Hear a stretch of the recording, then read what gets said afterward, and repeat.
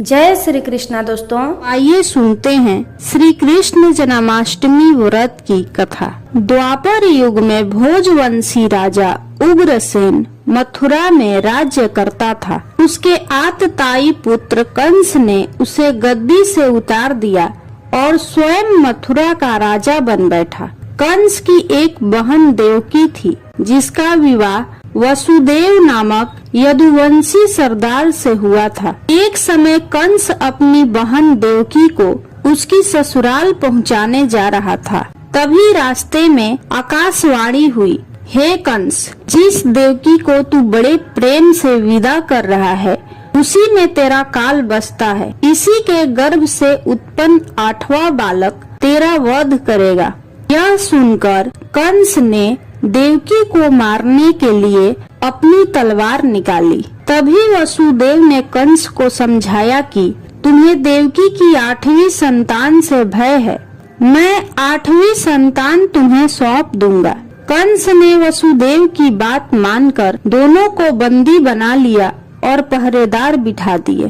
कंस ने देवकी की सभी संतानों को मारने का निश्चय कर लिया।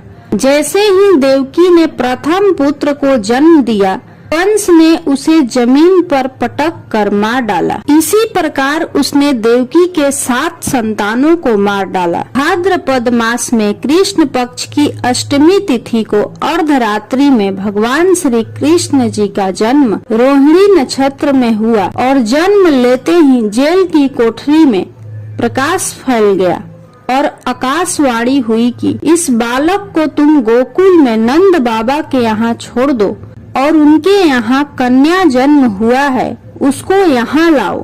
तभी सभी पहरेदार सो गए, हथकड़ियाँ खुल गईं। वसुदेव जी श्री कृष्ण को टोकरी में रखकर गोकुल की ओर चल दिए। रास्ते में यमुना नदी श्री कृष्ण भगवान के चरणों को स्पर्श करने के लिए ऊपर की ओर बढ़ने लगी। श्री कृष्ण ने चरण आगे बढ़ाया और यमुना नदी को छू लिया और यमुना नदी शांत हो गई।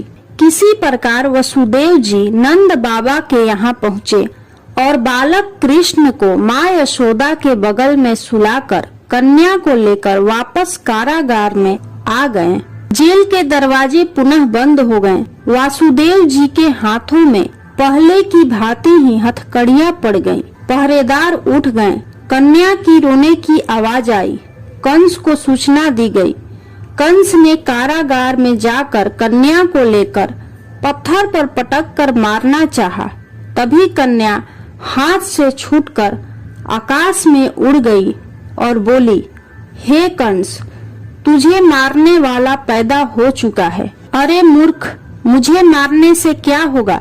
तुझे मारने वाला तो वृंदावन में जा पहुंचा है, वह जल्द ही तुझे तेरे पापों का दंड देगा। इतना कहकर वह कन्या अंतर ध्यान हो गई।